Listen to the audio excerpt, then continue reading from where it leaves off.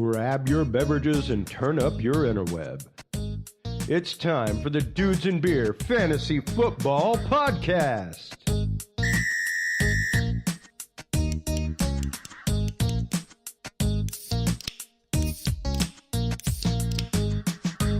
Fantasy freaks and geeks, what is up? Welcome to the Week 11 episode of the Dudes and Beer Fantasy Football Podcast. I am here with the OG co-host of the podcast, Adam Natras. How you doing, man? I'm hanging in there, guys. You know, a couple correct calls a little while back, a couple wrong ones, a certain big one that has circled back around. That's how fantasy football goes, right? It really is. It really is. Glad to have you on the podcast again. It's been a couple weeks, so Yeah, it has. looking forward to some good daily fantasy advice because the lineup that I dropped down last week did not do very well. It was it had a stack of the Panthers quarterback and tight end, which did not work out Greg for me. Olsen, where were you? Yeah, he was out, man. So we're gonna start the podcast with cheers and pour one out like we always do. Then Adam will drop in some daily fantasy stuff for us. We'll run through some of the fantasy relevant players on the 6 teams that are on bye this week. Again, it's another 6-team bye week, but luckily 4 of the teams are really bad, so there's really not that many players that you're going to be worried about replacing.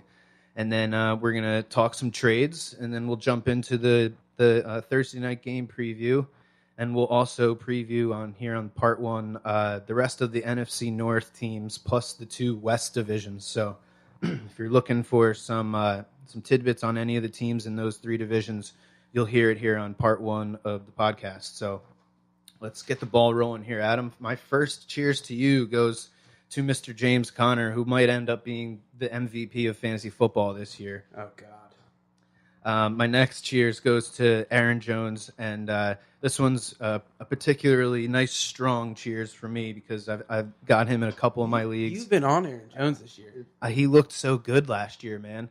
And, a combination of Ty Montgomery getting traded and, last week him getting 15 carries, had 2 touchdowns, 140 yards. He looked awesome, man. So I'm really excited about him rest of season. I think he's one of those, mid to late draft day pickups that turns into a RB1, RB2 that, it's just those guys are absolutely vital to the end stretch of a fantasy season, if you ask me. The rare 4th round running back this year that actually worked out. Right. Alex Collins hasn't really been that guy. Derrick Henry sure as hell hasn't been that guy. I don't even know who Royce Freeman is at this point. Yeah, but he's got some interesting stuff on him coming up, so tune in for some Royce Freeman tidbits. My next cheers to you is Mark Ingram. After 2 really bad weeks, he got more carries this past week, 13 attempts for 100 yards, plus another 3 catches for another 60 yards and a touchdown. So he looked awesome. Glad to see him getting more involved again, for sure. You got some cheers over there, right? Did I jump over you, man? I'm sorry. No, that's all right. That's all right. I gotta cheers my man, Mitch Trubisky. Okay. It's the first time in franchise history, at least anyone can remember, that the Bears had a quarterback who was nominated NFC Player of the Week. Good for you, Mitch. We're happy for you. That's a nice stat there. Yeah, yep. And then you got Nick Chubb. Man, what a beast that kid's become. Yeah. Who saw that coming? Just kidding. We did. In fact, we said that a long time ago. Not me. You had that one. That wasn't me. I'm not gonna jump on. I'm gonna toot my horn since he was at Georgia. David Johnson. Fantasy owners are happy to see you alive. It's about time you put up top, round 1 numbers. Good for you. Zach Ertz, my boy, almost single-handedly beat me in 2 leagues this week. 14 catches. Good God. I have him in my the league that I went 0 RB, so he's oh man, good God, just killing it. What a weekend. Ebron. Hey, Ebron was great too. Yeah, Ebron, this is the first time since you've been drafted that you actually did what we all thought you had the potential to do. I mean, there's got to be a reason people have been wasting rounds on this dude forever, and here it was. And then last but certainly not least, I think this is the first time in a year and a half that anybody has cheered LaShawn McCoy. But go ahead, Shady. We saw you do your thing, man. Yeah, my Jets D looked even worse than it did the week before. It's just like, man, just shoot me, man. What a steamrolling. I don't even think the people in Buffalo knew they had an offense, but hey, God bless them. I turned on the games probably like 20 minutes after the 1:00 game started. I was doing some other stuff, and I looked and it was already like 24-0, and I was just like, what the hell happened? And I just didn't even bother. I was like, I know I'm probably going to be hearing about this throughout the week, so I'll just let it go and actually enjoy my day. Yeah, so I'm cheersing the other Johnson running back. We got Kerryon Johnson, who against that awesome Bears defense, he had 14 carries, 51 yards, and a touchdown, plus 6 catches for another 40 yards and a touchdown, right on the fringe of 100 total yards and 2 touchdowns. Yeah, he did fumble.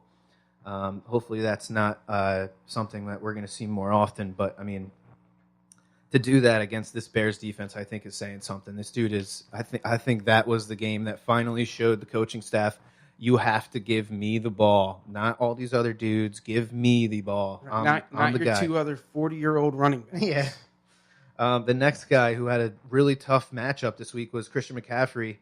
The Steelers' run defense is really the only bright side on that defense, but they're really good against the D, and Christian McCaffrey just ate him up for, again, over 120 total yards and 3 touchdowns. And speaking of the Lions, McCaffrey gets the Lions this week, so if he can do that against a top-ranked defense, what the hell is he going to do against one of the worst run Ds? McCaffrey should be a beast this week for sure. I expect to see him on Pour One Out next week as well. And then I'm cheersing to Leonard Fournette, man. He comes back after missing 6 games throughout the season with this hamstring injury, and he gets 29 touches. Just, here you go. Here's 29 touches. Go do your thing. Over 100 total yards and 2 touchdowns. Wasn't all that efficient, but for your Fournette owners, I'm sure this was as good of a game you could hope for as far as, 2 touchdowns, plus he got way more carries than anybody was expecting him to. So right, definitely cheers into you, Mr. Leonard. Looking forward to seeing you run dudes over. We've been missing that this season, Oh yeah. And then Julio, 2 weeks in a row with a touchdown. If this dude is going to start scoring touchdowns on top of the 1,000 yards he already has, I think I'm going to be looking to trade for him, to be honest. Yeah. And he's the most talented receiver in football overall. Just pure pound-for-pound talent. You start factoring in some red zone. I mean, he's got to be the only receiver that can put up 18 points a week without scoring a touchdown. Right. I think Michael Thomas, after this season, I think we're going to be talking him up in that top. It's no longer going to be a discussion of Antonio Brown versus Julio Jones. I think it's going to be Julio, AB, or Michael Thomas, because this dude, he's got the same body type as Julio. Maybe not as tall as lengthy, but I got a good one for you on Michael Thomas real quick, actually. Okay. Prior to going into the draft at Ohio State, they did a sports science on the kid, right? Now, in the draft, Michael Thomas was, if I remember correctly, end of the first round to the Saints. Maybe beginning of the second. I don't remember exactly. But the sports science on him said that his hands have an unusual, I don't know what the right word is, paranormal, whatever type of geeky freak word, he's basically an Avenger with his hands because it stretches so far back that when the ball comes in, he's actually able to provide more of a cushion for it as it lands, creating a much larger radius of crazy catch ability. Okay. Crazy catch ability, CCA. Yep, that's it. You heard it here on the Dudes and Beer Fantasy Football Podcast.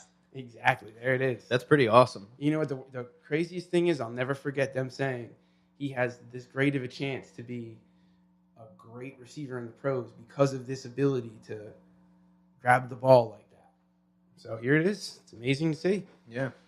Why don't we switch over to, unfortunately, our Pour One Out section here.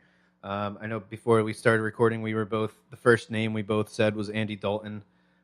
He had a great matchup here and just put up a complete dud. I know I'm one of the guys that bought into after, I think it was week 4 or 5, after he had put up some good numbers throughout the beginning of the season, and then he's just kind of just fell off the table, just been absolutely horrible, really. And I mean, if he can't put up numbers in that matchup, then he's not going to put up numbers. I don't care when he gets AJ Green back; it's not going to happen. So I know I dropped him in like the 2 or 3 leagues that I had him. I dropped him because I'm just sick of counting on him and giving me absolutely nothing. And thanks, Andy, for screwing up Tyler Boyd. For those of us that were just beyond excited to see what this kid could do. Yeah, the Red Rocket for sure, just not the type that goes into the air. The next one I'm looking at is Mike Evans. This is 2 weeks in a row that he's on here. He dropped a pass in the end zone. He was in a game where maybe the matchup wasn't the greatest, but it wasn't bad, and he was targeted just as much as you'd expect a number one receiver to be targeted, and he just didn't produce at all. So, again, for 2 weeks in a row, I'm pouring one out for Mike Evans. I think it was 2 years ago. Everybody kind of became infatuated with the targets that he got that one season. He just led the league by a huge margin in targets, and it just hasn't been the same in these past 2 seasons. I think it's been, and I think we need to start considering taking him out of wide receiver one consideration. I think he's slowly becoming an underperforming wide receiver one, maybe wide receiver two, to be honest. I'm looking also at Kareem Hunt, who, he had 70 yards, which is not bad, but it was against the worst run D in football, which was the Arizona Cardinals, and I was expecting a huge game from him. He was another guy that I had in my daily fantasy lineup last week that kind of didn't screw me, but definitely didn't pay off. You know what I mean? He did have a touchdown vultured from him by Spencer Ware, so hopefully that's not something we start seeing more often. But yeah, I was a little disappointed in Kareem Hunt, so I'm pouring one out for you too, man.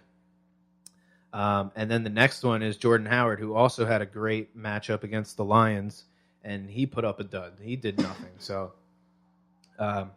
2 running backs with great matchups that really didn't do much. So I'm pretty disappointed in those guys. And then the last one obviously is Cooper Kupp, torn ACL. That sucks, man. He seems like one of the good dudes out there. One of the dudes you're not going to hear about getting arrested at 3 a.m. on a Tuesday for going 150 miles an hour or whatever. So feeling bad for him. That sucks. Hopefully he can come back next year and be the same receiver that he's been in one of the most fun offenses to watch with the LA Rams out there. So I'm pouring one out for you, Cooper Kupp.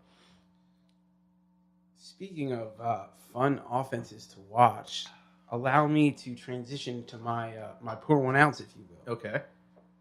My homers, my Philadelphia Eagles. Talk about a smack in the face, boys. I'm not just going to pour one out from you. I'm going to kick some dirt on it, try and erase my memory, because that was awful.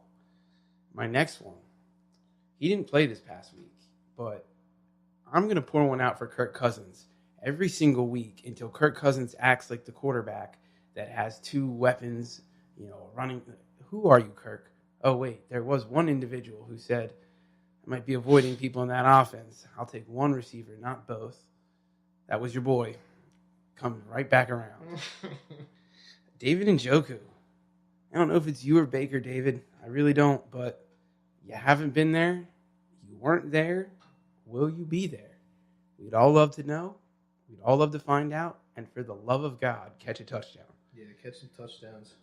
Saquon, same song and dance as Kareem Hunt without the extra vultured touchdown. 53 yards, man. What was that? What was that?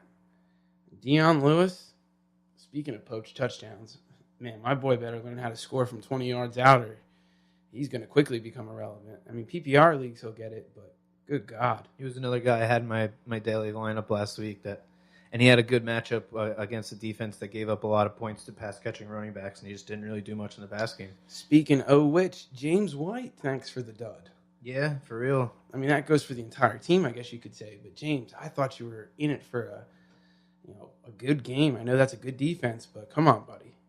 And then this is the most pour one out, I can't believe it, part I've ever had to say. But to every non-owner of James Conner in a keeper or dynasty league, and redraft leagues too, but a keeper or dynasty league that does not have James Conner, let's all say F you Le'Veon for just screwing everyone over. My God, I've never hoped somebody ended up in 2005 Cleveland more than Le'Veon Bell right now. Yeah, he's going to go somewhere because he's definitely not coming back to the Steelers. Based on the news report today, he's not getting his shoes or clothes back from the Steelers either. All right, let's move on to our daily fantasy spot. I know you got a line up there sitting ready to go. So why don't you run down yours? I'll run down mine, and then throughout the podcast you'll hear us explaining why we like or dislike these guys. So definitely stay tuned. So Adam, what do you got for your daily lineup this week? So this week, as much as I hate to admit it, I've got Drew Brees, at home versus the Eagles. Yep. McCaffrey, you can't go wrong. Yep. Melvin Gordon, Demaryius Thomas, Nelson Aguilar, Michael Thomas, Jordan Reed, Christian Kirk, and the surprising Arizona Cardinals defense. Playing the Raiders. Yeah, it's not that surprising. Let me tell you. They give up a crap ton of points against the run, but their pass defense is actually pretty good. And I'm also really not worried about the Raiders run. Yeah, it's Doug Martin. Yeah. I'm actually I'm gonna throw a dart at quarterback this week, and I'm rolling with Lamar Jackson if he plays. I just think we saw last year with Deshaun Watson and with your boy Carson Wentz, these dudes that can run. It just takes one or two plays for a quarterback to have a 50-60 yard run. And there's 11 points for you right there. You know what I mean? It's and this dude is just electric. I don't know what he's going to do in the pass game, but I think that offense is creative enough to at least get him going against this Bengals defense that is absolutely putrid against every single position. So, like I said, I'm just throwing a dart here. $7,000 quarterback, I'll take it. Right. I also have McCaffrey playing that horrible Lions run defense for $8,600. I'm rolling with Dion Lewis again. I know he kind of screwed me last week, but for $5,900 against a Colts D that allows the fourth most receiving yards to running backs, I'll buy in on that.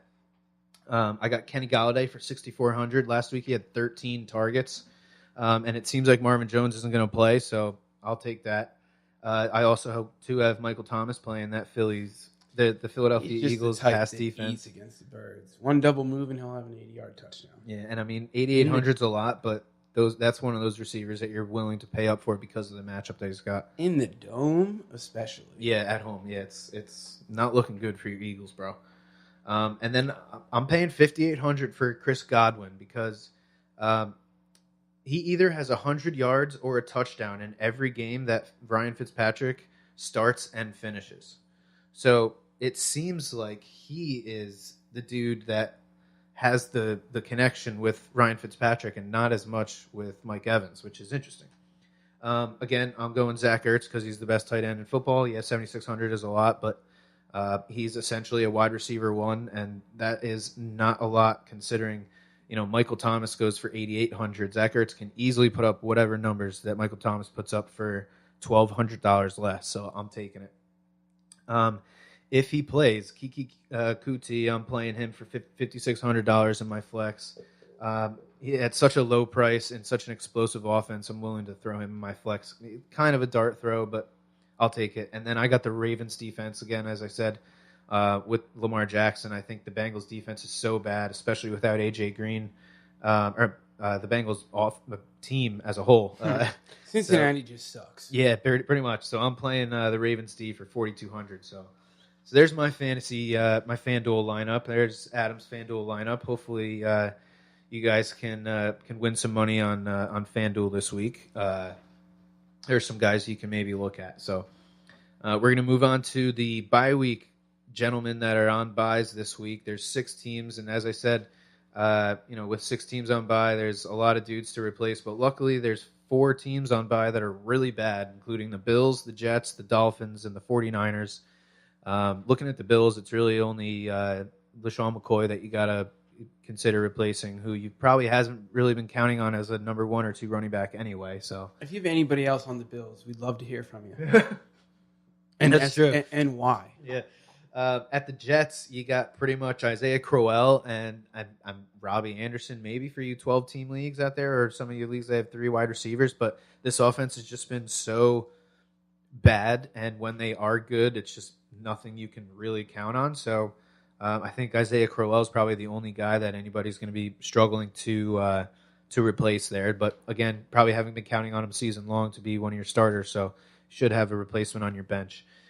With the Dolphins, there are 2 running backs. We've been saying week after week after week, it seems like Drake loses more and more and more to Frank Gore. And Frank Gore, probably in the past couple of years, hasn't really been anything more than a flex at that. So shouldn't have too much of a problem replacing those guys. the next three teams are the ones that actually have some good players. So with the 49ers, you got Kittle, Breida, and maybe Goodwin. Definitely Kittle is probably the most owned out of the three of them, and Breida is another one of those running backs that you hopefully haven't been counting on as a 1 or 2. So you should have a bench guy there to help you out with there. But with George Kittle, if you're one of these people that likes to just grab a good tight end, just ride him all season, don't worry about the matchups. He's definitely somebody you're going to have to be replacing. So stay tuned into the podcast. We got a couple tight ends that have pretty good matchups that should be available on the waiver wire for you. So stay tuned for those George Kittle and with the Browns, the David Njoku replacements that you're going to need. I know some people have been riding Baker Mayfield because of the matchups that he's had over the past couple of weeks. Haven't really worked out, but if you have been riding him, you're going to have to probably toss him to the waiver wire this week. I don't know if he's worth holding on to throughout the rest of the season, especially through the playoffs. But the two most important players on the Browns offense that you're going to have to replace are obviously Nick Chubb and Jarvis Landry. Landry has been so up and down this season, but he's not somebody you're going to go out and cut. So keep him on your bench, figure out something else at wide receiver. And Nick Chubb, who, out of the past couple weeks, he's been an obvious RB1, but in the beginning of the season, wasn't doing much at all. So he's one of those, as we were talking earlier, like Aaron Jones, one of these dudes that just an RB1 that just pops out of midair in the middle of a season. So good luck congratulations to you for being the guy who had Nick Chubb the week that that Carlos Hyde got traded. And the only other team on the Browns I can really see being needed to be replaced is Duke Johnson in PPR leagues. But those pass-catching running backs are pretty easy to replace, I think.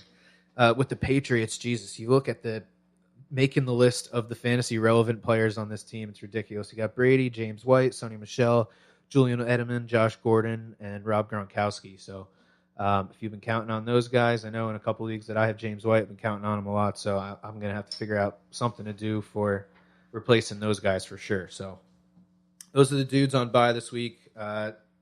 Don't be the jerk who leaves bye week guys on your roster. If you're 2-7 or 2-8 or whatever you are, keep playing. At least set a roster. Be competitive. So let's move on to Thursday night football. We got what I think is one of many awesome matchups this week. Packers at Seahawks. Seems like every time these two teams play, it's a memorable game, whether it was that crazy playoff finish in Seattle a couple years ago or the Hail Mary. It's just these two teams always play each other hard, and it's always a good game. So I'm definitely excited about it. You're looking at the quarterbacks here. Obviously, you're playing both of them. Russell Wilson over the past 2 weeks has started to run with the ball, which is awesome. Last week he had 92 rushing yards, which was the most he's had all season. The week before, in week 9, he had 40 rushing yards. So as we're seeing his rushing numbers go up and up, obviously that is more and more production from a quarterback spot. So, and the other big thing that I saw here, there's 3 starters for the Packers defense that didn't make the trip to Seattle today. It was Kevin King, Kentrell Price, and Nick Perry. So 2 defensive backs and a linebacker. That can't be anything but good for Russell Wilson. Having replacement guys in that secondary on a short week going to Seattle. So I'm definitely excited about playing Russell Wilson this week.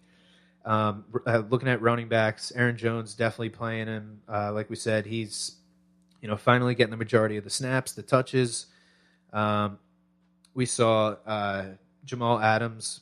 I think he touched the ball 3 times on last week. So at this point, I feel like he's nothing more than a handcuff to Aaron Jones. So definitely not somebody you're going to want to start, whether you're in a PPR league or not. And then looking at these running backs, this has become one of the more interesting backfields in football when you're looking at, Chris Carson, Mike Davis, and Rashad Penny. Last week, Mike Davis and Rashad Penny combined for 170-something yards rushing. When you add in the other 90-something yards from Russell Wilson, they just beat up the Rams defense. But that's apparently, that's what the Rams do. They give up all these rushing yards. They just never let you into the end zone.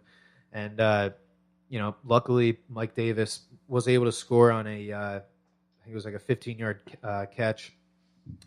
I was struggling all week with that decision. I had Mike Davis and Marlon Mack, and with Chris Carson being questionable all week, Chris Davis wasn't playing until 4:30, whereas Mack was playing at 1. So I took the risk of starting, of benching Marlon Mack and playing Mike Davis, unsure of whether or not he was going to be the starter, and it worked out for him. He ended up with 18 fantasy points, so I was pretty happy about that. I'm just worried about this Rashad Penny coming up and cluttering up. If it's just Chris Carson and Mike Davis, I'm cool with that. But if it becomes a three-headed monster, then I'm kind of screwed because I've been counting on those that Seahawks backfield in that 0 RB league that I went.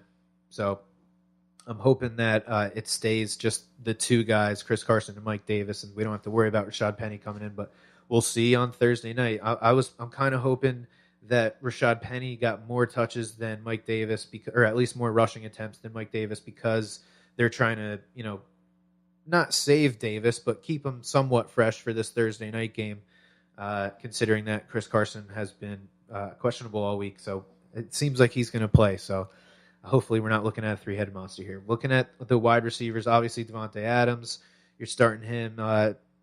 Marquez Valdez-Scantling has been a decent pickup, I think. Had those couple cut touchdowns over the past few weeks.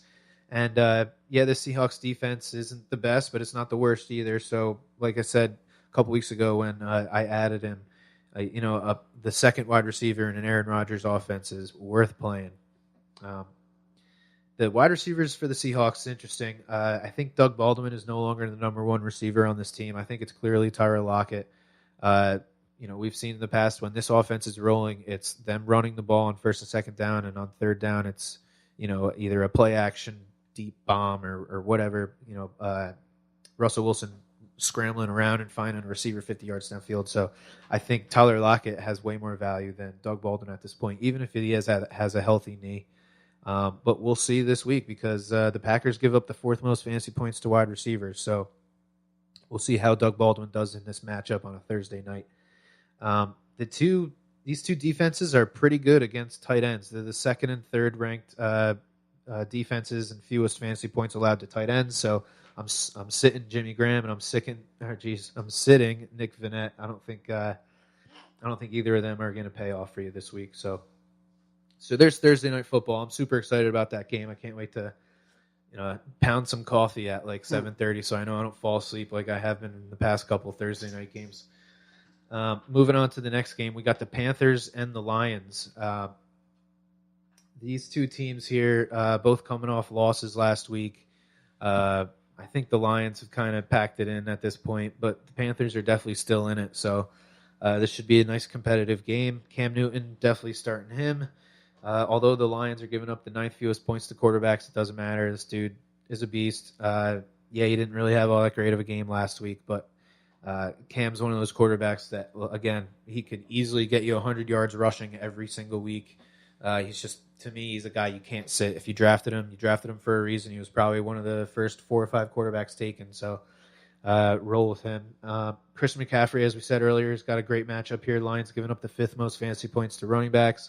We just saw what he did against the Steelers defense. He actually absolutely dominated them at 3 touchdowns. So he's definitely a very strong starter this week. Looking at Kerryon Johnson, I mentioned him earlier as well. He's solidified himself as the number 1 running back. I think we can look at the Lions and say what they want to do is run the ball. I mean, they spent a lot of draft capital on offensive linemen this past season. All the tight ends that they brought in are all pass blocking tight ends, so they're going to try and run the ball and keep this a close game. Theo Riddick, the other running back with the Lions, I'm sitting him for sure. I'm not playing him. The Panthers give up the 6th fewest receptions and the 4th fewest receiving yards to running backs, and that's really the only value Theo Riddick has in a PPR league. So I'm sitting him this week. Looking at the receivers, I also mentioned Kenny Golladay in my DFS lineup. 13 targets last week and a touchdown. With Marvin Jones questionable, we don't know if he's going to start. Kenny Golladay is definitely a strong starter here. Panthers defense against wide receivers is actually pretty good. They're in the top 10, but they did just get absolutely destroyed by the Steelers wide receivers, which happens because it's the Steelers wide receivers. Right. Looking at the receivers for the Panthers, I don't think I'm starting any of these guys. Funchess, Curtis Samuels, DJ Moore. The Lions are actually pretty good against the pass with that tandem of Darius Slay, and they got some pretty good corners there. So ninth fewest fantasy points allowed to wide receivers. So I'm sitting these wide receivers. However, I am starting Greg Olsen. Obviously, he's one of those tight ends that can produce like a wide receiver one for you in any given week. So definitely sitting him.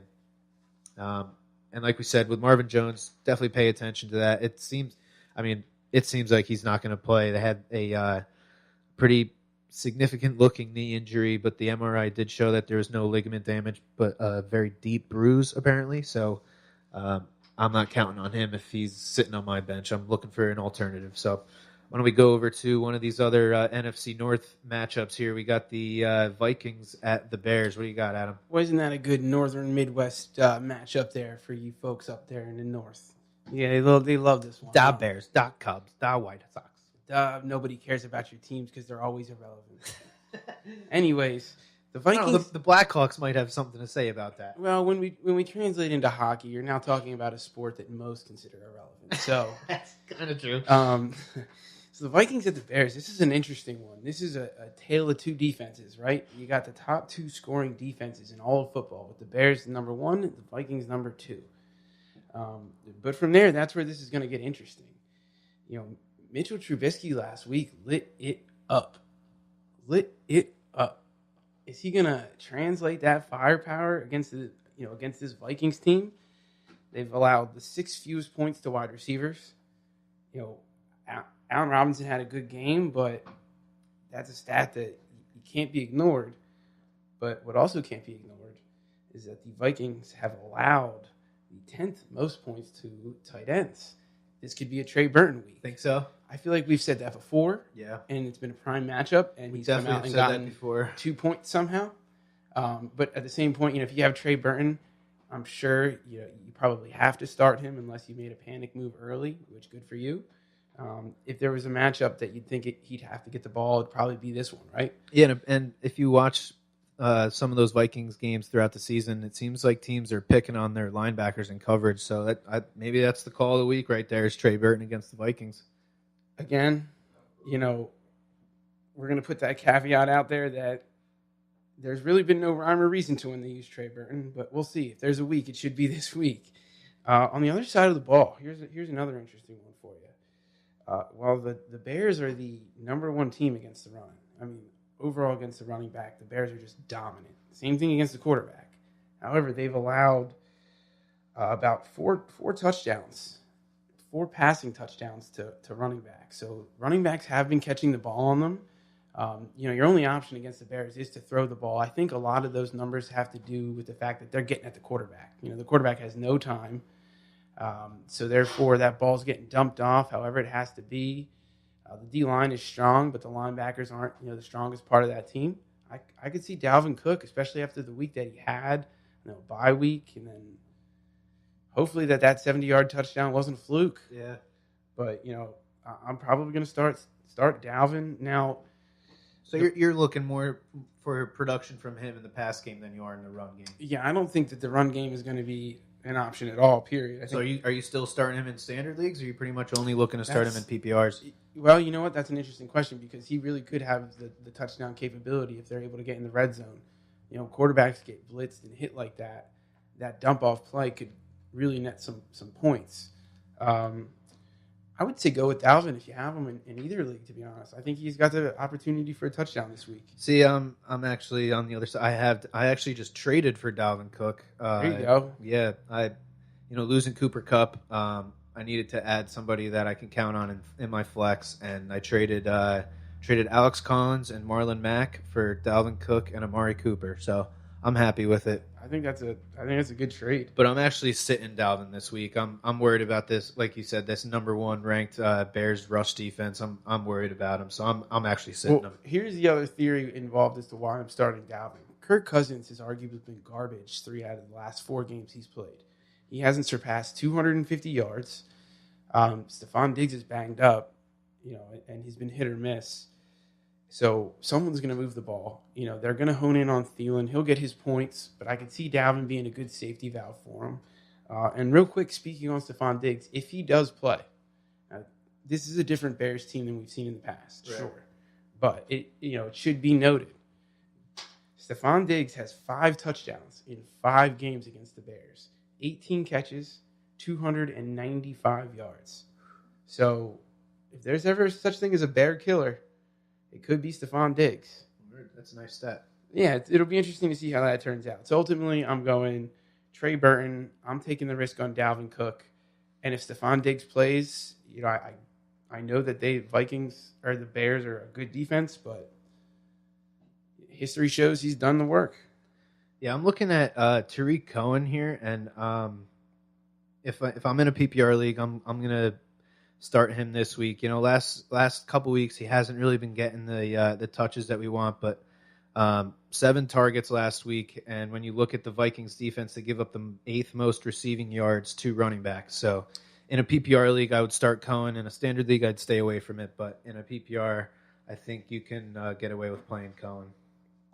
And that defense is so good against the wide receiver. Again, the Bears are going to have to move the ball somehow. This is another awesome game, man. Honestly, there's really only like 2 or 3 games this week that I feel like are going to be duds. All the other ones are good. It's probably because of all the teams that are on bye are all trash. You know what? We should be more realistic about this. When we get to these divisional games like this, we should just stop giving you fantasy advice. Yeah, because there's absolutely no rhyme or reason to how these games go. We've seen it time and again this year. Except the fact that you can pretty much bet the house that Patriots are always going to destroy the Jets because it's what they do, man. They just they kill my team every week. So let's go to the Raiders and the Cardinals. This is unfortunately one of the duds that I think we're going to see this week. What makes you say that? I don't know. It's just you're not a fan of watching Derek Carr and co. go 5 yards in an hour? I mean, really, the only fantasy relevant players here are David Johnson and Larry Fitzgerald. I mean, for people that are hurting at running back, Doug Martin does have one of the better matchups this week. He's playing the Cardinals, who give up the 2nd most fantasy points to running backs. He did get 15 carries last week and another 3 catches on 3 targets. So 18 touches against this horrible run D could give you something. And then you're looking at David Johnson after the week that he had last week.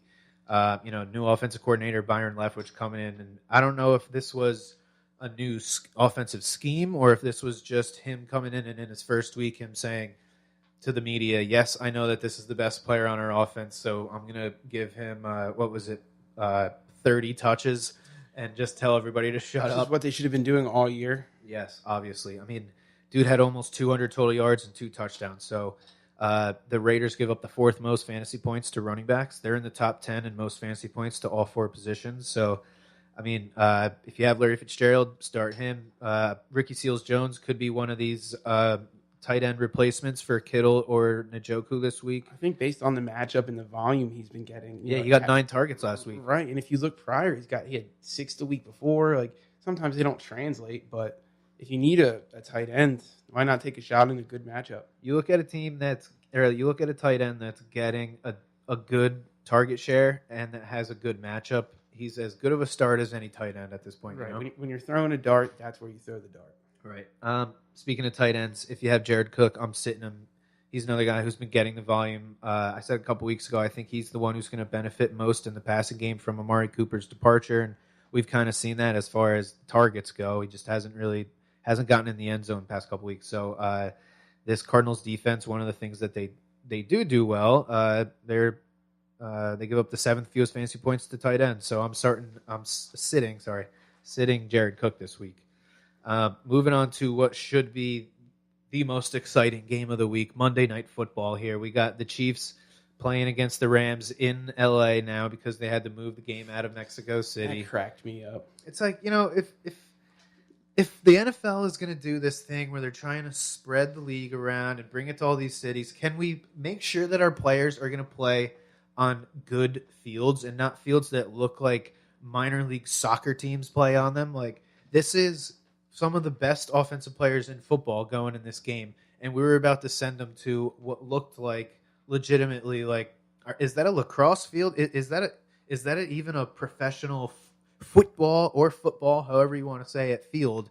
It looked like just a bunch of crap all over the place. You know why I loved this real quick is because it's one of the very, very, very few times that the NFL had to do something they didn't want to do.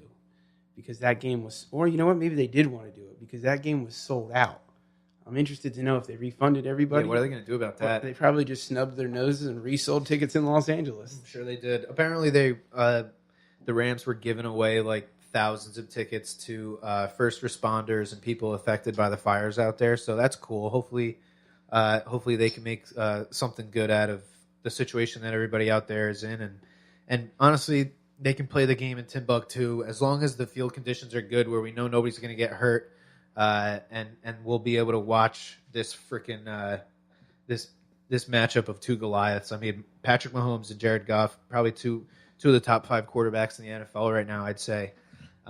Unfortunately for Mahomes, last week was the first time in 7 weeks that he didn't throw for over 300 yards. Which is funny because it ultimately still, like, the kid still does it. Yep. I mean, 250 yards and 2 touchdowns, you'll take that. I mean, if that's his floor, I'll take that. Right. And Jared Goff, obviously, I'm playing both of these guys if I have them. As we mentioned earlier, this Rams run defense, for whatever reason, they just give up yardage like crazy. They just don't really give up many touchdowns. And so that should be a good thing for Kareem Hunt. I'm starting him. Obviously, he's starting Gurley, too. The Chiefs give up the most fantasy points to running backs. So, I mean, this is the best running back in football playing the worst run defense in football. I don't know if his FanDuel price is Gurley's FanDuel it's price probably has been like 15,000. It's been outrageous for the past few weeks. But like, dude, it's worth it because he scores you every almost week. have to go with him because if you don't, you lose out. And playing in this matchup, it's kind of scary to think. I know Dylan, who's going to be coming on for part 2 of the podcast this week, he told me a couple weeks ago, he was saying, giving me some criticism of the podcast. He said, we need some more hot takes. So how about this, Dylan? I'm going to say that Todd Gurley rushes for 250 yards in this game against the Chiefs. I don't know what the record is for most rushing yards. I think Adrian Peterson has it, but whatever it is, I think Todd Gurley is going to come very close to that. He should absolutely dominate this game. You know what? Here could be your hot take. The way the NFL has gone this year, every time anybody has gotten excited about a surefire, this is going to be a great game, it's turned into a dud. Yep. Just wait till this game somehow unexplainably ends up like 9-6. For whatever reason, these Bengal players keep coming to mind when you say things like that. I think it was a couple weeks ago, CJ Uzama last week with Andy Dalton. I mean, the Bengals are just they're so frustrating. I'm going to go switch over to wide receivers in this game. Obviously, Tyreek Hill you're playing, Brandon Cooks and Robert Woods, obviously, especially now with this Cooper Kupp injury, which really sucks, but it should help out the target share for those 2 receivers. Maybe we'll start seeing a little more of this guy, Josh Reynolds, who in the few games that he played where Cooper Kupp was out earlier in the season, he had 1 dud and he had 1 really good game. So we'll see how that plays out. And these tight ends, you would assume with Kupp being out, maybe these tight ends see a little bit of bump up in production too. But who knows? Who knows, man? They both had a touchdown last week. Tyler Higbee had 3 targets, caught all 3 of them. Gerald Everett had 2 targets and caught both of them. So, I mean, then you have weeks where Jared Goff doesn't even know the tight end is a position on the field. Yeah, so I don't know how you can really count on either of them. I wouldn't, but if you're really hurting at tight ends, I think you could probably do worse. So yeah, that pretty much does it for the Chiefs and Rams game here. We got one last game for part 1, and then we'll take a short break. We got the Broncos playing at the Chargers. Broncos coming off of a bye. Chargers coming off of a big win against a divisional team, the Raiders. I'm not going to be able to pronounce this kid's name. Okay. I'm going to try.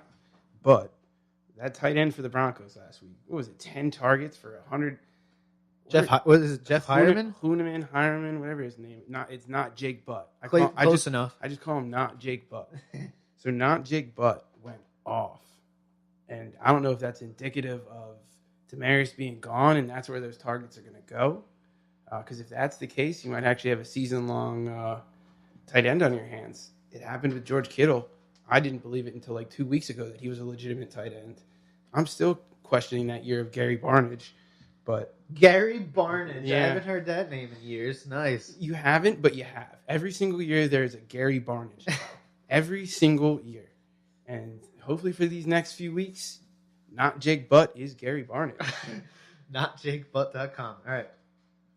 But yeah, so if I guess if you need a tight end and he's there, it couldn't hurt to give it a shot. Yeah, there's those two tight ends, Kittle and Njoku on bye. So if you need a tight end, take a got Gronk on a bye who's been hurt. True. People are going to need tight ends, so I'm taking a flyer on the kid. Why not?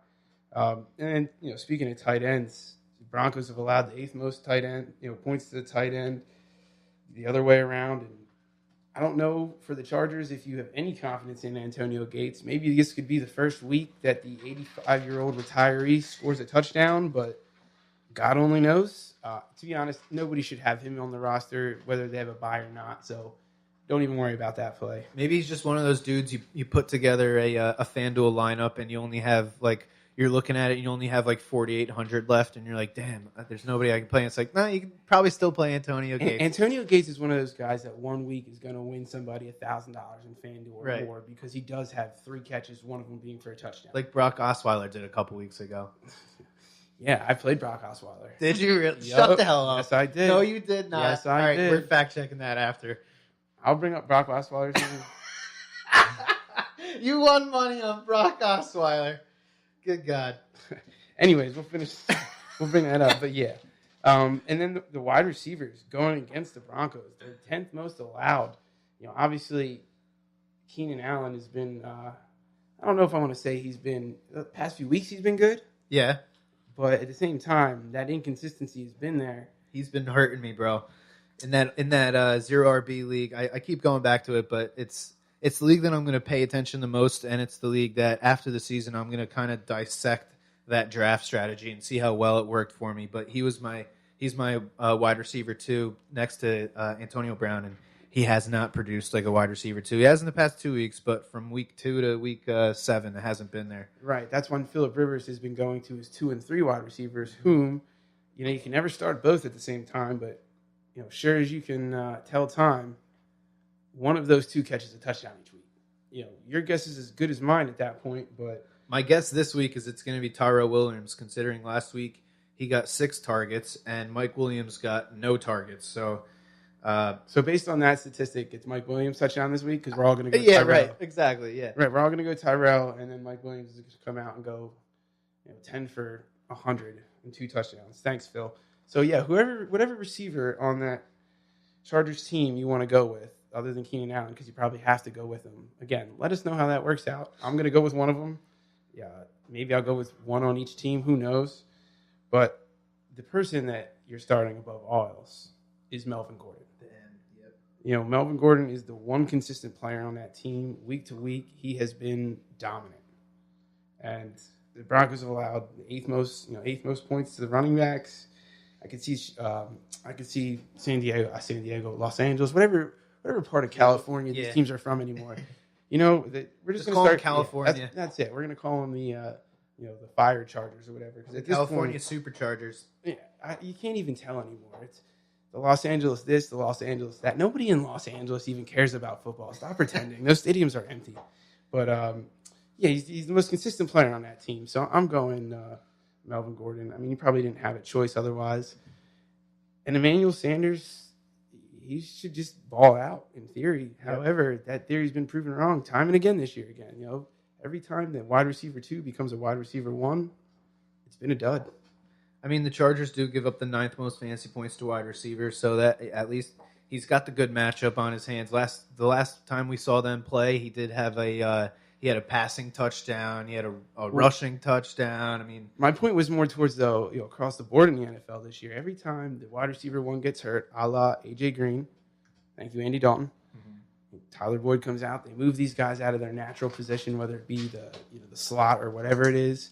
And as soon as that the defensive back number 1 comes on them, it's a whole new ballgame. Yeah, it's a whole different game. We call it the Nelson Aguilar effect, actually. Okay. Every time Nelson Aguilar has to be the number one, he becomes non-existent. Or for that matter, pretty much the number two. But once he gets back in the slot... Well, he catches a couple passes. He only gets like 5 yards. Right, but once he's back, in the slot or catching the secondary cornerback, back to relevancy.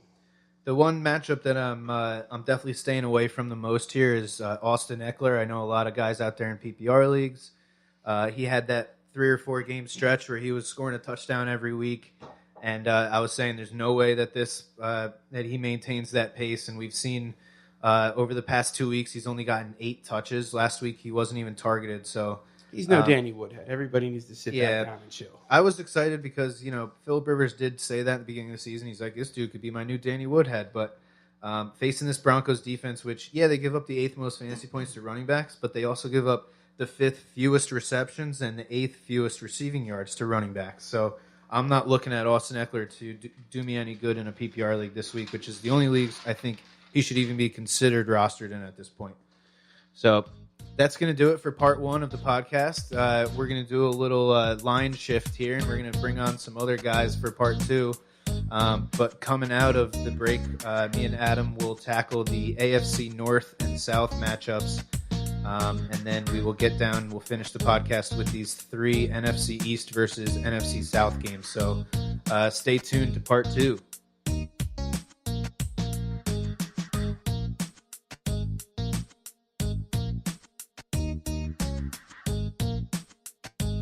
And we are back here with the part 2 of the Dudes and Beer Fantasy Football Podcast. Welcome back. Thanks for joining us here. We are going to run through the AFC North and AFC South games here. We're going to take another short little break, and then I'm going to bring on some new blood to preview the NFC East and NFC South matchups. Is that a Twilight movie, New Blood? I think it was, yeah. Some vampire movie. I missed that one, right? though. All 12 of them. We got the practice squad downstairs getting ready, so let's jump right into this AFC North battle. We got here the Bengals and their putrid defense going to the Baltimore Ravens and their absolutely awesome defense. So this could be look pretty ugly by the end of the game here. I'm not starting any Bengals players here. Especially Andy Dalton. We talked about him. Without AJ Green, he's just a different player. I'm nervous about Joe Mixon. This Ravens defense, they've been pretty much number 1 in everything up until this week. They, on their bye, kind of pushed them back in the rankings. But as of right now, they're giving up the 5th fewest fantasy points to running backs. So I'm not starting Mixon. Boyd, I'm sitting him as well. The Ravens' pass defense is even better than their run defense, and we saw John Ross last week catch a touchdown. He also had another touchdown in the return game, I think it was. So it seems like the only way that the Bengals can really score without A.J. Green on the field is kind of these gimmicky plays, and for that reason, I'm not starting any of these Bengals players. On the other side of the ball, the Ravens players, as I said in the DFS section, if Lamar Jackson is playing, I'm willing to play him if I'm hurting at quarterback. In season-long leagues, again, his rushing ability plus this matchup just makes him too appealing to me to leave on the waiver wire at least roster him and see how he does in this first game if he plays. But it seems he will with Joe Flacco dealing with this hip injury that he got before their bye week last week. Alex Collins is the guy out of these running backs that I would start. Like I said, Bengals defense is putrid. They're giving up the 9th most fantasy points to running backs. It's just going to be weird to see how this offense shakes out as far as the run game goes. With them bringing in Ty Montgomery, did they bring him in as another pass catcher? Did they bring him in as a special teams guy, or do they intend to use him in the run game? Are we going to see even less carries for Alex Collins than we already do? I think he averages 12 attempts a game. Not enough to keep him as a RB1 for sure. So I think bringing on Ty Montgomery could end up hurting Alex Collins. But if you look at their schedule, they have probably the most appealing schedule throughout the rest of the season. So that's probably the one bright spot for you Alex Collins owners. Hopefully after this week, we'll get a little more clearance as to how this run game is going to shake out here with these three running backs. So, like I said, Alex Collins is probably the only running back out of these three I'm willing to start. And then these wide receivers, if you're hurting, you could probably pick up any one of them off the waiver wire at this point. I think John Brown's probably the only one that's rostered as of right now. And so to me, if you're looking for that big play guy, you're probably going to want to go John Brown. But if you're looking for a consistent, safe 8 to 10 point floor in PPR leagues, Willie Snead, I know it's kind of a joke, but he's the third wide receiver on the team, and he's been one of the most consistent players in fantasy. Yeah, he's not putting up big numbers, but like I said, you can pretty much count on him for an 8-point game in a PPR league every week. So he's really the only other wide receiver in this game I'm willing to start besides John Brown. So let's move on to another AFC North team. We got the Pittsburgh Steelers coming off of a big win against the Panthers last Thursday night.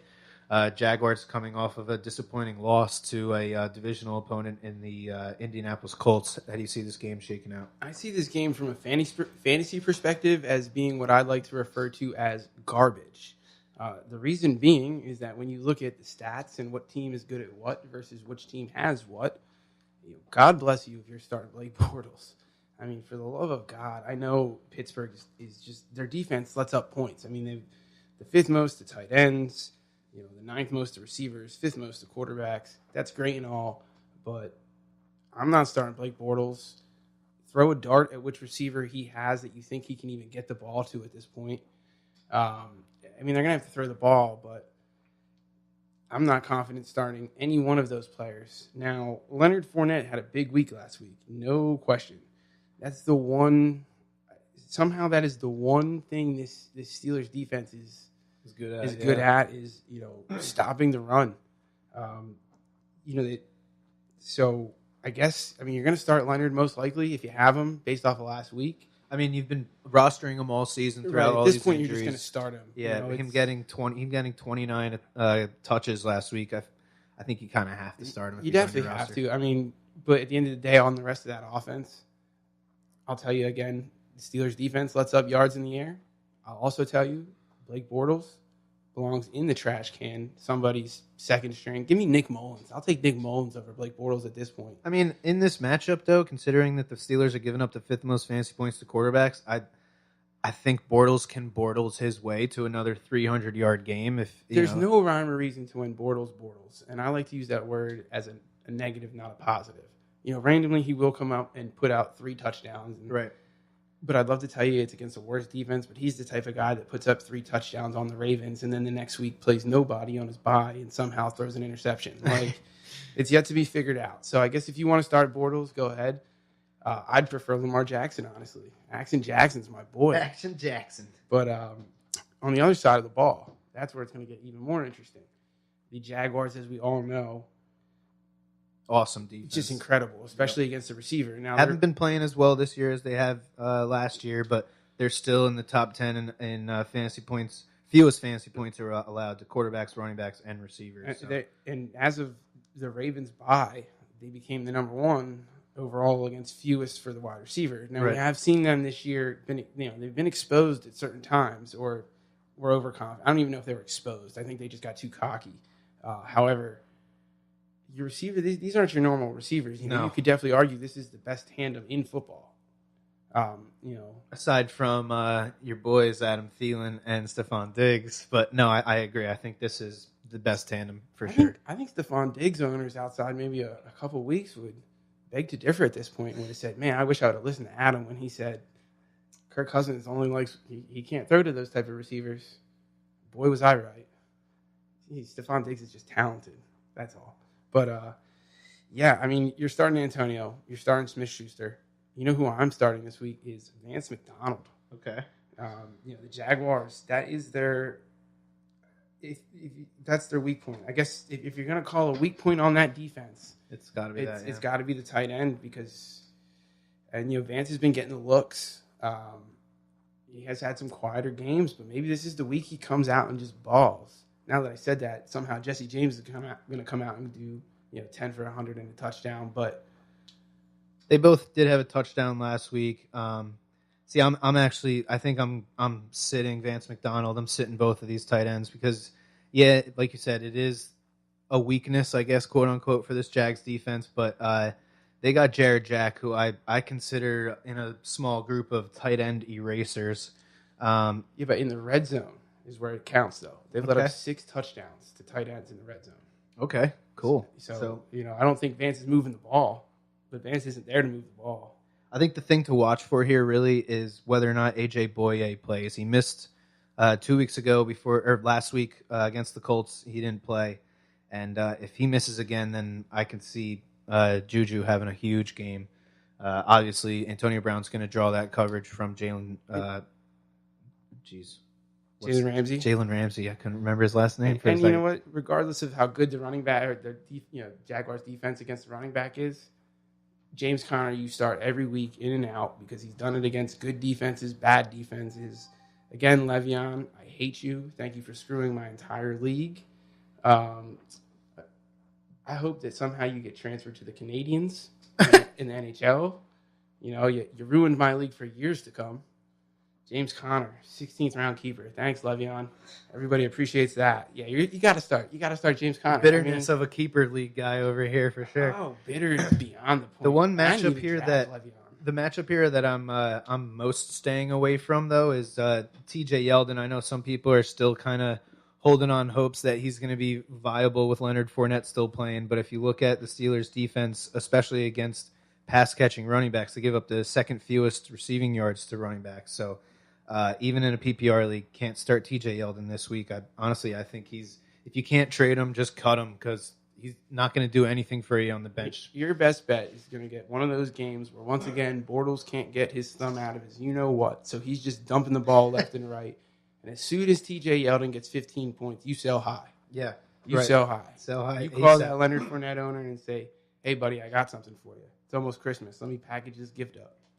So let's go to our AFC South matchup. We got the Titans playing the Colts. Both teams coming off of a big win. I really like Andrew Luck. I mean, the Titans' defense is actually really good. They're giving up the 5th fewest fantasy points to quarterbacks, but Andrew Luck just showed that even in a matchup against the Jaguars, he can still put up big numbers. 285 yards with 3 touchdowns. He looked absolutely awesome, and it seems like this is going to be another week where the entire offense is healthy, which we haven't really got to see very much over the past couple of years. But since 2012 when he was drafted, to be honest. You give him all these 2 tight ends that he loves to use. You give him T.Y., a healthy Marlon Mack. I'm very excited to see what Andrew Luck can do throughout the rest of the season despite the tough matchups that he has. So I'm definitely starting him. I'm sitting the 2 running backs, especially Nyheim Hines, considering that the Titans give up the 8th fewest receptions to running backs. We've seen Nyheim Hines' production keep going down as Marlon Mack gets more and more healthy. He's another guy, I think, if you can't trade him, cut him. And Marlon Mack, I'm sitting him again. I sat him last week against this Jags defense, and luckily I kept him out of my starting lineup, considering he only had about 40 total yards. So 2 guys I'm sitting. I'm also actually sitting these tight ends. And I know, Andrew Luck loves using his tight ends, but the Titans are giving up the fewest fantasy points to tight ends. And yeah, Eric Ebron did produce, gave us 3 touchdowns, but one of them was rushing, and he only was targeted 3 times. So I'm worried about those tight ends.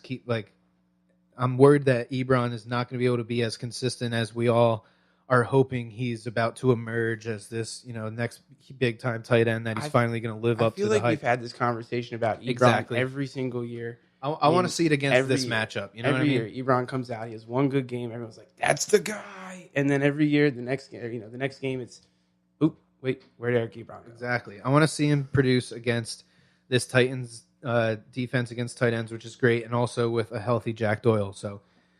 We'll see after this week whether or not we can really trust Eric Ebron for the rest of the season. And then looking at these players on the Titans, Dion Lewis, he's got a great matchup here again. The Colts are giving up the 4th most receiving yards to running back, so I see Dion Lewis, producing more in the pass game this week than he did last week. Last week he only had the 2 catches for 11 yards. But then again, it was against the Patriots. They look at what you do best, and they take it away. So I'm not getting too down on myself over that. But, considering that he led the team in rushing attempts over Derrick Henry last week, Derrick Henry had the 2 touchdowns. I think Dion Lewis is clearly the better running back on this team and the one that the Titans offense trusts more. So he's my start there for running backs. And then I'm looking at Corey Davis. I mean, he put up 125 yards and a touchdown on the Patriots. So, which means this week he's going to come out and do nothing. Either he's going to come out and do nothing, or he's going to be that guy that we've been waiting for him to be for he's 2 an years every now. other game guy. Yeah, right. Every other game. He probably is, but maybe he can do it this week. And then, again, if you're looking for a tight end replacement for Kittle or Njoku, I think Jonnu Smith is somebody you can look at. He was only targeted 3 times last week. He's not really a featured tight end, but he's definitely used in that offense, and he had the touchdown. So I think you can roll him into your tight end spot if you're really hurting for a tight end, and he won't give you a dud, I don't think. And that pretty much does it for Titans and Colts. So we got one more AFC South matchup here. We got the Texans coming off of a bye, going to the Washington to play the Redskins. Who do you like in this game? Well, for one, I'm still not quite sure how the Washington Redskins are doing what they're doing and leading the NFC East. Baffled. They literally do not have one receiver on that team. Yeah, I'd love to go back and see if there's receiver. Anybody who called that the Redskins would be here in Week 11. You know what I mean? I would give $100 to anybody that Week 1 told me Week 11 need 3 starting wide receivers for the Washington Redskins. You couldn't do it. However, maybe this is the week of Jordan Reed. I mean, we've all been waiting for it. Everyone's, Alex Smith, he really likes to use a tight end. Okay. We haven't seen it. We did a few times to... on deep passes to Vernon Davis. Right. These not trick plays, but... right. The Texans are allowing the 9th most points to the tight end. I don't know. There's been no rhyme or reason who gets the ball in the air at this point. So, maybe this is Jordan Reed's week. It would make sense. They're going to have to throw the ball because the Texans are going to. Yeah, right. Texans are going to put up points, so right. You got to do something to keep up with them, right? The in regards to Adrian Peterson, the running back on the Redskins, I think that he's pretty much a running back 2 week to week, regardless of matchups. Now that, unfortunately for him, is much more game dependent on how often he gets the ball. So if the Redskins are ahead, you can pretty much bet Peterson to have a pretty good week. Right. Even in his bad weeks, he's getting yards, maybe not touchdowns. Mm-hmm. Flipping to the other side of the ball, though, this is where it gets interesting. The Redskins have allowed, the 10th fewest points to the tight end. Okay, well, that doesn't really matter. Other than a couple of random touchdowns, they don't really use the tight end that much. Right. But the receivers, you got Demarius now, Coutier, or however you pronounce his name, should be back in the slot this week. DeAndre Hopkins, and teams are scoring and putting up points and yards. On the Redskins, they've allowed almost 1,800 yards, 10 touchdowns to receivers. Deshaun Watson's going to come out throwing that ball. So, you Demarius owners, I think this could be a good week for you. I mean, Josh Norman will probably go on Hopkins. That doesn't matter. If you own DeAndre Hopkins, you start him because that dude eats on anybody. Oh, yeah. I haven't seen somebody shut him down yet. It's more their own offense than him doing it. I'm probably sitting Lamar Miller this week. I mean, Alfred Blue Owl touched him last week. The Redskins allow the 10th fewest. 2 weeks ago, yeah. 2 weeks ago, I'd follow. Yep. They allow the 10th fewest points to the running back. Lamar Miller was pretty good, no question. But as soon as Alfred Blue got healthy and back on his feet, again, he's getting some touches. I think this ball's going to be in the air this game. So, yeah, I'm looking at Demaryius Thomas's 6 targets 2 weeks ago in his first game back. You're hoping for more, but hopefully after this bye week, we can we'll see him be a little more involved for sure. Right, you had to figure the routes he was running were basic. You don't trade for a guy just to not use him. They obviously have intentions to use him, so hopefully we see him a little more involved this week than we saw 2 weeks ago before their bye. And then, to me, the interesting player here is D'Onta Foreman. He practiced today, so apparently with the PUP list, you have 21 days to make them active. And if you don't make them active by that 21-day period, then I think the player becomes ineligible. So the ticker has started for D'Onta Foreman. So if Lamar Miller comes out here and doesn't produce well and he gets out-touched by Alfred Blue, I think we could safely say that D'Onta Foreman is worth a pickup after this week, and Lamar Miller is probably destined for your bench. But yeah, I mean that's pretty much it on this game. This is another, unfortunately, of one of those duds that I think the Texans are just going to kind of show up and score a couple touchdowns, and it's going to be a pretty boring game from there out. The one player for the Redskins that does kind of excite me a little bit is this Maurice Harris. We saw 2 weeks ago he had a really good game, over 100 yards. But then last week, he did catch all 5 of his targets, but only put up 52 yards. Was nowhere near the end zone. So that was a little disappointing. I was kind of hoping to see maybe a wide receiver emerge from this pile of hurt wide receivers and wide receivers that get cut and this and that from this Redskins defense or Redskins offense. It seems like Jamison Crowder isn't any close to starting this week. So again, if you're really hurting at wide receiver, you need a guy that doesn't have a horrible matchup here, and that is definitely going to be involved in this pass game. So if they're playing catch up with these Texans, maybe he's a dart throw you can go after. Again, I've still yet to figure out who Alex Smith has been throwing the ball to for 11 weeks. I don't know how do they keep winning these games. I think he throws it up to himself, and then nobody's paying attention. I'm not really sure. He can still run for sure. That's a very nice way to put it. Sure, in the category that Alex Smith falls in for quarterbacks, yeah, he can move. He can move a little bit. He's not Eli back there. He's no Lamar Jackson either. Somewhere healthy. Yeah, he's a slim Ben Roethlisberger. I'm just kidding. That's too much credit to Alex Smith. Yeah, let's not go that far. All right, so that is the AFC North and AFC South matchups here. So we're going to take another quick break here. We're going to say goodbye to Adam, and we're going to bring on some new guys. So Adam, thanks for joining us this week. Thanks for bringing us your daily fantasy lineup, and thank you for bringing us your knowledge. So, like I said, come back with us in a minute, and we're going to preview the NFC East versus NFC South matchups. Got some pretty cool matchups here, so definitely come back with us.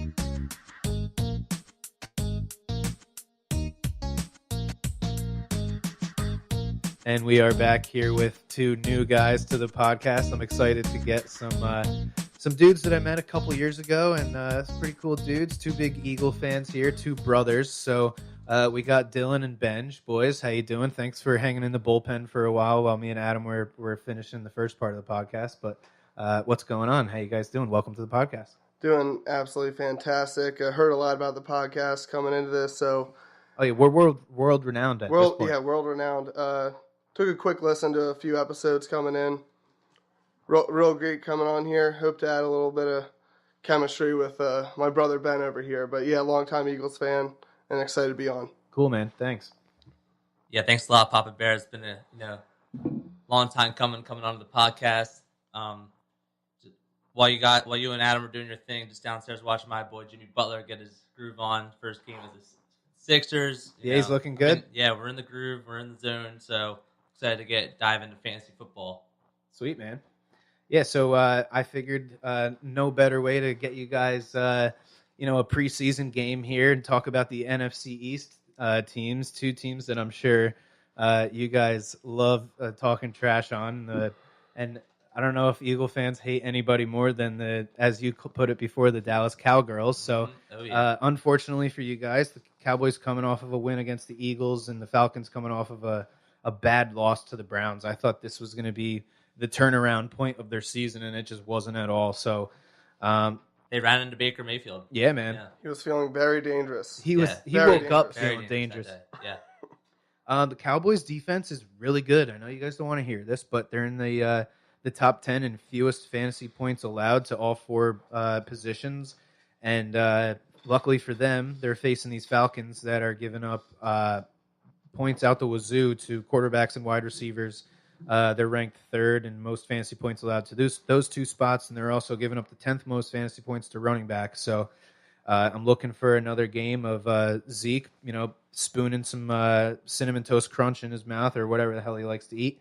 And I'm at this point in the season when I have a top running back, whether I drafted him or if it's an Aaron Jones situation, I'm handcuffing him because at this point you don't have any more bye weeks except for next week, which I think is the Chiefs and the Rams. So there's nobody there you're going to be able to pick up. But I'm handcuffing him. I'm picking up Rod Smith. I'm putting him on my bench. I'm taking off some trash player that I've Edo Smith, right?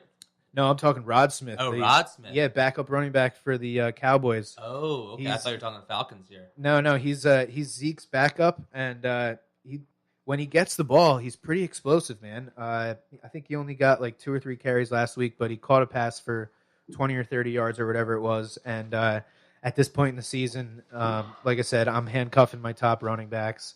This Dallas offensive line is awesome. It's obviously the strength of their team. And at this point, like I said, I'm handcuffing Zeke. But they're not as good as last year. Definitely They're not. not the same line as last year, but they nonetheless, as long as you have Zach Martin in there, they're going to put up some numbers with the running game. Right. I mean, it's one of the more consistent offensive lines over the past few years for sure. At receiver, I'm looking at Amari Cooper. Like I said, this matchup is awesome, and he's come in and he's obviously become the focal point of the pass offense there. He got 10 targets last week, turned him into 75 yards. You're hoping for a score here, obviously, but you can take that as a floor with 10 targets. You got to expect he's going to get in the end zone at some point.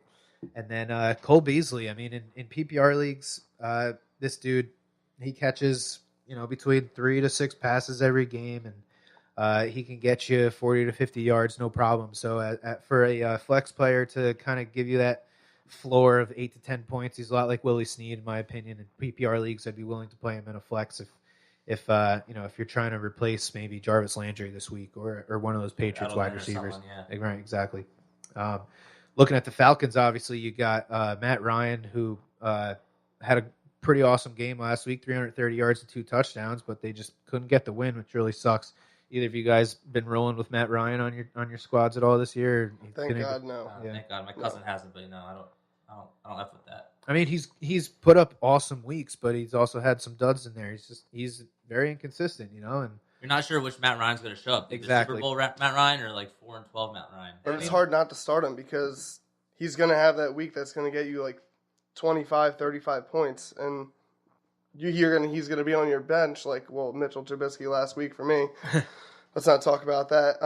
And you're just going to feel absolutely awful about yourself. So you might as well try to pick up a little more consistent quarterback. But again, he could have that huge game again. And I mean, any team that has Julio Jones and Calvin Ridley as your 1 and 2 receivers, I mean, that's you're in a pretty good spot there for sure. And they're another team that has a pretty damn good offensive line. But yeah, I mean, this week I'm only looking to start Julio. I mean, if you're somebody that's kind of been forced into riding with Calvin Ridley over these past few weeks, he had those couple weeks in the middle of the season where he was dominating teams. Which is when I had him going, but then I stopped him because the receiver became healthy. Edelman became healthy, so luckily I haven't had to result to him. Yeah, I think Julio coming out and having touchdowns over the past 2 weeks, I don't think it's a coincidence that Calvin Ridley hasn't had those big games throughout that week. Maybe teams are kind of taking away some of those shadows that they used to, the double coverages that they had to put on Julio. They're kind of paying a little more attention to Calvin now, and maybe we can see Julio keep up this touchdown pace that he's on now. It's amazing 2-game streak with a touchdown for him. But the other receiver there, Mohamed Sanu, he's a good receiver. Got 8 targets last week, but I'm sitting him against this Cowboys defense that gives up the second fewest fantasy points to wide receivers. And then the tight end situation here is interesting. Austin Hooper last week got 11 targets, which is a lot. That's for a tight end. I think he was only second to your boy Zach Ertz with his 16 targets. I think he had. And I mean, any tight end that's getting freaking 11 targets, you pretty much have to play him. Cowboys defense is pretty good against tight ends, though. They're giving up the 8th fewest fantasy points to tight ends. But like I said, 11 targets, you can't get away from that. So So I'm starting him if I've been riding with him throughout the season. You guys got anything else to add about your beloved Cowgirls? The Cowgirls. I like Dak here. If your QB's on a bye, if you have Brady on a bye or Baker on a bye, the Falcons give up third most points to quarterbacks and the third most to rushing yards, and that has Dak written all over it to me. And I think this game, I think the over-under is only like 48, but still, I think Cowboys can put up points here. The Falcons, their defense, it's thin right now. A lot of injuries. And then on the Falcons side, the Cowboys give up 8 most receptions to running backs. And Ito Smith here has been putting up points consistently the last like 3 or 4 weeks. And his biggest stat is receptions for receiving guards. So yeah, they're going to have to get Coleman's the ball out quick with the Dallas's explosive defense, especially with Van Der Esch. I think that's his name, Van Der Esch. He's absolutely incredible. And, of course, he had to have a standout game against us last week. Yeah. But, it's going to be – I don't see the Falcons. Matt Ryan's going to have to get the ball out of his hands quick or try to get it downfield to his playmakers. Yeah, so receiving, if you're in a PPR, the receiving for the running back is going to be big. So both running backs for the Falcons, Coleman and obviously Coleman, but Ito Smith is definitely, if you have Chubb out and McCoy out, White, you start him too if you can pick him up. Cool. Yeah. Yeah, it's funny you mentioned Van Der Esch. I played, I don't know if I've told you guys, the all IDP league that I'm in, where it's nothing but individual defensive players. Sean Lee was my first pick, and he's just been screwing me all season. I start him, and he misses, or he's out for 2-3 weeks at a time. So I finally got his backup Van Der Esch this week with a couple of my other linebackers on bye, and he had just an awesome game, and it wasn't enough for a win, though. I was unfortunately the guy that had the second highest point total of the week and still lost, so gotta love that. Yeah, so, okay, that does it for Cowboys-Falcons. Let's move on to the next NFC East team here. We got the Tampa Bay Bucks going over to MetLife Stadium playing the Giants. Both of these teams coming off of a loss. Or no, I'm sorry, the Giants won last week. Eli, game-winning drive at the end of the Monday night game. Back to 2008. He does that from time to time. And it's so natural just to say a Giants loss, so I understand where you're coming from there. Yeah, exactly. You look at this game for the Bucks last week, it's such a puzzle. Ryan Fitzpatrick put up 400 yards, and yet they didn't score a touchdown. You look at that's why Washington's punter got Special Teams Player of the Week, because they pinned him down deep and they had to get. Did he really? Yeah, Special Teams Player of the Week, and that's because the Bucks had to drive 90 yards every single drive. That's why they had over 400 yards, which also is why the Bucks' top 3 all-time yardage this year in offense, which is ridiculous. They just have 100 less points than the Rams and the Chiefs, so you got to score to win, right? Yeah, if Jameis wasn't playing those other few weeks, they'd probably be the number 1 offense, total yards in the NFL right now. Last week they had 2 different players with over 100 receiving yards, and yet they didn't score a touchdown. They had to go too far. Yeah. Fitz had 2 interceptions. Jacquees had the big fumble. They just kept beating themselves every time they got in the red zone. Whether it was a fumble or interception, a bad snap. Tragic. It's either Fitz tragic or Trish magic. It's either or. I think we're just throwing it out there that this is going to be one of the sloppiest games of the week, right? Probably, here. Yeah. Over under is 52.5. They're not playing for anything, and there's going to be barely any defense. Yeah, it's going to air it out. There's going to be a lot of points spread across the board. Big 12 football, essentially NFL. I dropped a pretty cool stat earlier in the podcast about Chris Godwin with the Bucks.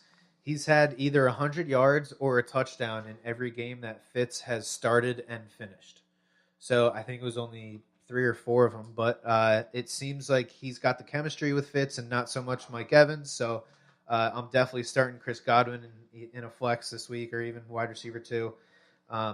Mike Evans, you got to keep playing him. He was probably one of your first wide receivers drafted, so you're stuck kind of playing him all season.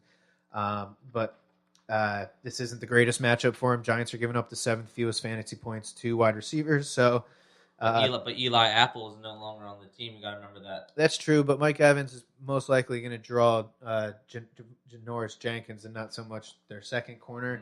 Mm-hmm. So maybe that's even more of a reason to start Chris Godwin. And then the one player from this Bucks offense that I'm not, there's multiple players I'm not starting, but the one guy I'm feeling the least confident about is O.J. Howard. Last week only got to 2 targets. Giants surprisingly, after how bad they were against tight ends last year, they're giving up the 9th fewest fantasy points to tight ends. It seems like they give up yardage, but they're just not giving up any touchdowns, which has kind of kept them in that top echelon of fewest fantasy points allowed to tight ends. This is one of those fantasy points allowed spots where every week there's one team could be in the bottom half, and then the next week they're in the top half. One big game from a tight end just completely screws your fantasy points against in that particular position. But again, I'm staying away from OJ Howard. The running backs I'm not playing either. It's just they're too inconsistent. I mean, I guess Jacquizz Rodgers you can play in a PPR league after he got 8 targets last week, caught all 8 of them and turned them to 100 yards. So, wow, yeah, that's a big game. That's an 18-point game in a full-point PPR. So, I mean, if they're gonna keep focusing on him in the pass game, then he's worth playing in a PPR for sure. And then obviously with the Giants against this putrid Bucs defense, you're starting everybody. You're starting Eli, you're starting Barkley, Odell, Shepard, Ingram. Is there anybody from this Giants offense you guys don't feel comfortable starting in this matchup? It's really tough to say. I mean, I like your mention of Ingram because especially if you have like a Gronk on the bench and you're still waiting for him to even get a couple points at all this season. I think he's a great pickup. Get him on the waiver wire if you can. It's just tough to have Eli starting in a game and getting him the ball, though. It depends on which Eli shows up, but I mean, it is the Bucs defense. I think this is going to be over 52.5. I think there's going to be points. They're going to be throwing the ball. They have nothing to lose. Either of these teams, they have nothing to. All they can do is just it's a shoot. It's going to be a shootout. I think it's in New York, so it's not going to be this under that we had last week in Tampa with 16-3, disgusting. I think Beckham and Sterling Shepard could go off, and Ingram, and of course, Saquon's going to get receptions all day. Everyone's going to put points on the Giants, no doubt. Yeah, it's interesting you bring up Gronk here. I was listening to a discussion on Sports Talk earlier in the afternoon, and it was who's a bigger bust this year, Le'Veon or Gronk? And, I mean, yeah, obviously it's Le'Veon because he's been eating up a bench spot for you all season and he's done nothing. There's plenty of people Unless out there. Unless you have IR, then you don't worry about it. That's true. And that interesting you bring that up because in my all-IDP league, I have IR spots. And I don't think a dude who is just sitting out should be allowed to be stashed in your IR spot. Injured. Yeah, you got to be on the injury report. Yeah, you know what I'm saying? It has to be an O for injured. You can't just be like, I want more money. Not just I'm sitting out for however many weeks until I decide I want to come back. So shame on you fantasy commissioners out there that did the right thing and setting up an IR spot, but then let people keep Le'Veon Bell in there. It's not right. Not right at all. Might as well keep Des Bryant on the IR spot all season. But I really like that discussion, though, because Gronk is definitely the biggest upset because you could have had any other running back in on He your was a team. first-round pick, right? Yeah, he was a first-round pick. I think most leagues he was in top 10, drafted then. And honestly, do you remember where you drafted him in the league that you have him or no? I actually don't have Le'Veon Bell, but no, I mean Gronk. Oh, Gronk! I drafted him in the 6th or 7th round. It was no, you drafted him second or third. No way, you got Gronk. I did not. Yeah, there's no way. No, it was one of your top 2 or 3. All right, fact check. I'll fact check this. That was you can one of fact your check it. Top 2 or 3 picks. I know it was high, but I don't think it was that high. It was definitely not 3 or 4. If you got Gronk in the 6th or 7th round, I want to be in your league next year because that's crazy. There's absolutely no chance in hell. I can't look it up on my phone. All right, I can't get it on my phone. Wow, great. Well, we'll have to bring this back next week. We definitely have to bring this back next week. But I'm telling you, Gronk. Well, I'm going to change my take a little bit. 4th round. It was definitely 4th round. Now it's the 4th round. It's definitely 4th round. It was like 3rd, I think. Definitely not the 3rd round. Even though I think it's very underrated not to take a highly touted tight end early in your draft because you know what? Look at someone who drafted Travis Kelce. Right. They probably did wait like a little bit longer compared to Gronkowski, but Travis was the first tight end taken in the draft. Okay, well, you know what? I'm full of crap then. So I don't know that for sure. In my 0 RB league that I keep going back to, Ertz was my 3rd round pick, and I mean after last week's game. This is a dude who's getting 16 targets, 14 catches, 145 yards, 2 touchdowns. That that's the top echelon of wide receiver ones. We're not talking tight ends. We're talking he's a wide receiver one. And yeah, man, I have no problem paying up. He's top three targets per game of wide receivers, tight ends, running backs of all players. Right? Yeah. Yeah, he got me 40 points last weekend to have me lose by. Yeah, sick brag, dude. Yeah, just saying. He almost saved my season, but still lost by 3. Still lost by like 3 or 4. Oh man, that sucks. But 31 points on my bench. I don't know. So thank you. All right, so let's move on to the last game we have here for the Week 11 edition of the Dudes and Beer Fantasy Football Podcast. We got your guys' beloved Super Bowl champion Philadelphia Eagles playing in the Superdome down in New Orleans. The Saints coming off of a big win against the Bengals, in which Drew Brees only had to throw the ball 22 times, and yet he put up 265 yards and 3 touchdowns. It's just it's not looking good for you guys with how beat up your defensive backfield is looking. What's got you worried about this game? What are you looking forward to besides Ertz? What's going on? I'll tell you what. I mean, it's pretty easy. It's pretty easy for us Eagles fan to act worried for this game because the Saints, they've won 8 in a row. They're 8-1 after losing the first game of the year. The Eagles, they know they have to score points. They know they have to put up points. Another thing is, this is my sleeper stat of the day. The Eagles are wearing their home jerseys in New Orleans because Doug Peterson beat Sean Payton in a round of golf over the summer. That was the bet. Eagles are the home team. They're going to put up points. What? This is my lock of the week. Mortal lock of the week. Eagles over Saints. I think it's upset. Oh, that's really not I think talked it's going to happen. It's really not talked about enough. People are writing us off, assuming this is going to be a loss. And this isn't just like, typical Eagles fan inside, like hooting and hollering. We took the Cowboys for granted last weekend. We did not come out strong. We know what we got to do. We have to run the ball. We have to move the offense. It's going to happen. There's going to be points. The over-under is 56. There's going to be points everywhere.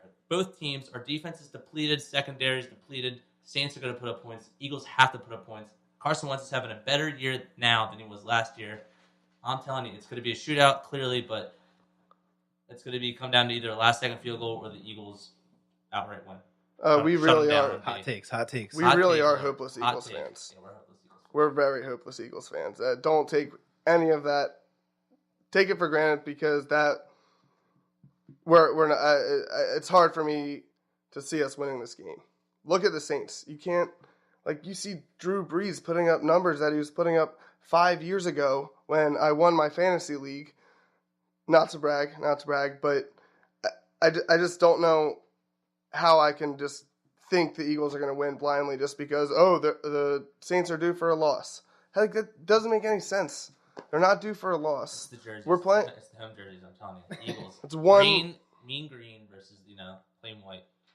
We got it. Okay, let's get into some actual stats here. Because, into the players. Yeah. All right, so you look at the running backs involved in this game. Obviously, Kamara and Ingram, they're two beasts that are going to be locked into your lineups pretty much every week. We finally saw Ingram actually out-touch Kamara last week. Or not, he didn't out-touch him. They both ended up with 16 touches, but Ingram did have one more rushing attempt. He finished with a little over 160 total yards and a touchdown. I'm playing both of them, obviously, in this matchup because the Eagles are giving up the the Eagles are giving up the second fewest fantasy points to running backs. However, they're giving up the 4th most receptions and the 7th most receiving yards. So I can see both of these running backs for the Saints putting up big numbers in the pass game here.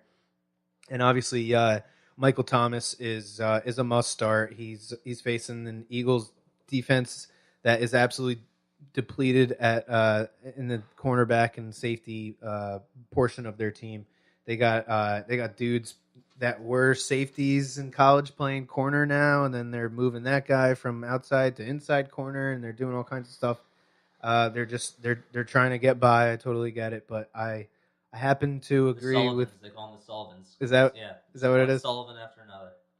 I happen to agree with Dylan over here. Benj, I'm sorry. I see the Saints really putting a hurting on these Eagles this week.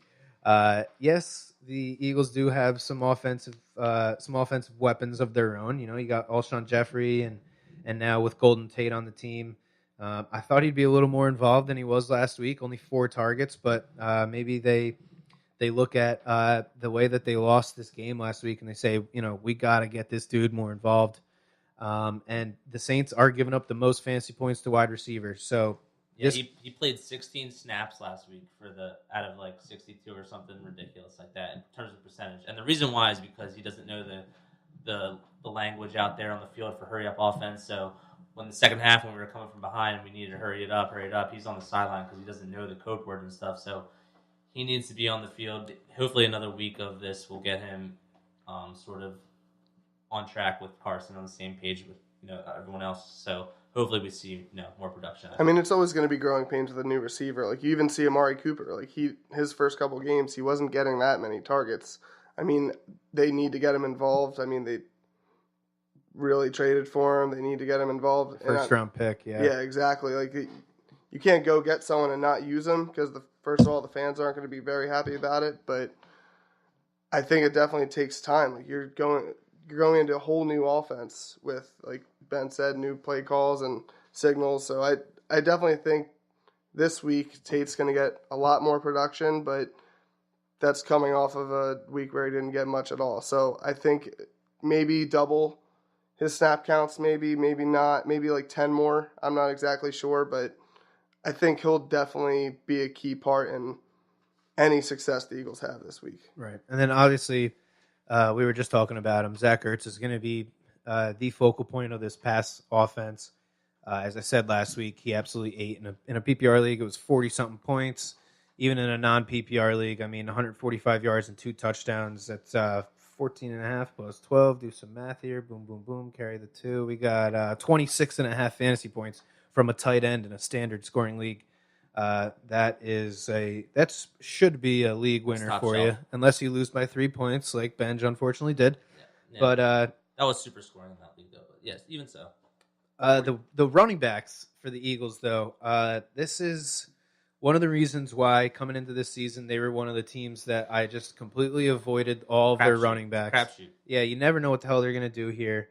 I'm sitting Smallwood. I'm sitting Clement. The two of them combined last week only saw, 11 touches. We saw this dude Josh Adams come in, get 7 carries, turn him into 47 yards. It's not bad. Maybe they try and get him a little more his involved. Yards per carry is pretty good this year. Yeah, would you say he's the most explosive player out of the running backs? It's a matter of play calling, and we run the RPO, so like Carson's pulling the ball out of his gut, so like he should be getting the ball a little bit more, but Carson's seeing something else, or we're not calling enough straight run plays just to just put it to him, and it's not happening, and I think that's something that Doug needs to work on. So we could see it against the Saints. They do give up the 6th fewest to running back, so it's going to be a tough matchup in terms of running the ball. They're average against reception. So, again, in terms of starting someone from the Eagles, it's a crapshoot. I think your best bet is probably Adams, in my opinion, if you want to get yards, and he probably wants to score this year, so I think this is the game where you might find the end zone. Otherwise, I think you avoid him, like you said, to start. I think all of them, it's more of a desperation flex spot. If you really are very thin in the running back position or really need that last little bit to possibly sneak out a win. Yeah, it's going into the flex no matter what. Yeah, the one cool thing that I'm looking forward to with these Saints, obviously, they made that big free agent signing with Des Bryant last week, and unfortunately for him, he was on the field, I think, in 2 practices before he tears his Achilles. That sucks, man. I'm sure you guys as Eagle fans can care less about Des, but yeah, that's unfortunate. He's not a Cowboy anymore, so he's on the Saints. I was excited to see him play, see how he fit in with the offense. Me too. He's entertaining. They threw up the X. But yeah, now we get to see Brandon Marshall. Exactly. So we'll keep an eye on how Brandon Marshall is utilized in this offense. The one thing I was most looking forward to with Dez joining this team was this bubble screen that the Saints love to run on the goal line with Michael Thomas. Having Dez as the point guy there to make that block. He's obviously not going to be there anymore. Brandon Marshall has the same body type, so I think you're going to see a receiver that is probably going to be utilized more as a diversionary receiver. He's probably going to be lined up in the slot a lot, and So we'll keep an eye on how he's used, and definitely exciting because it is the Saints offense. It is Drew Brees, and dude's played in the league for a long time. Had never had the chance to go to the playoffs. He did.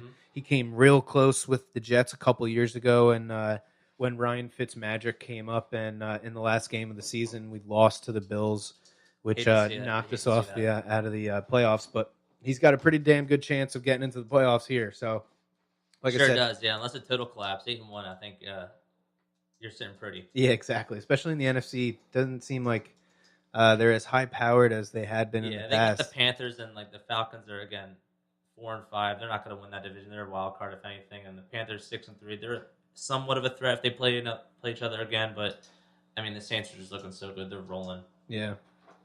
All right, so that does it for part 2 of the Dudes and Beer Fantasy Football Podcast, Week 11 edition. Boys, I want to thank you very much for coming on the podcast. I know you're waiting a while downstairs down there, getting ready and everything. So it's okay. We got to see Jimmy Butler play. So there you go. It was fun. So again, thank you for coming on. I'm excited to get some new guys on the podcast. I'm always looking for new opinions. So anytime you guys want to come on, you let me know, and we'll make a spot here at these this small little air hockey table that I have here in the podcast room. Feels nice to have you. Thanks a lot, Matt. No problem. Love it. Really appreciate it. No problem, man. All right, so that does it, and may the fantasy gods be cruel to your opponents this week. Thank you for listening to this episode of the Dudes and Beer Fantasy Football Podcast. To listen to our episodes or chat with us live, download the official Dudes and Beer app, available on Android and iDevices, or visit us online at dudesandbeer.com. You can also find all of our episodes on Breach.tv, iHeartRadio, Spreaker, SoundCloud, or your favorite podcast service. Dudes and Beer is a proud member of the HC Universal family of podcasts. For more about our sponsors, podcasts, and other content, visit hcuniversalnetwork.com or download the free HC Universal Network app. Thanks for listening, everybody. And until next time, drink responsibly.